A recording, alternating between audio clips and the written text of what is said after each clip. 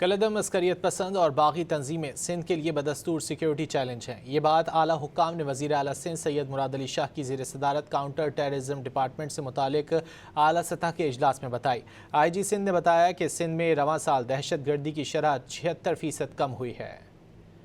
وزیر اعلیٰ سندھ نے موجودہ سیکیورٹی صورتحال اور سی ٹی ڈی کی آپریشنل کارکردگی کا جائزہ لیا۔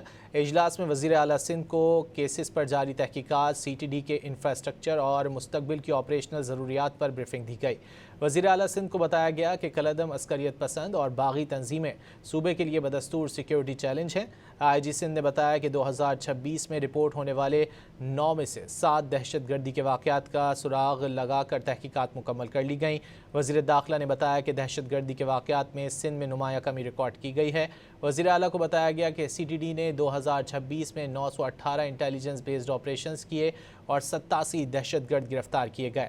رواں سال مختلف مقابلوں میں 4 عسکریت پسند ہلاک کیے گئے۔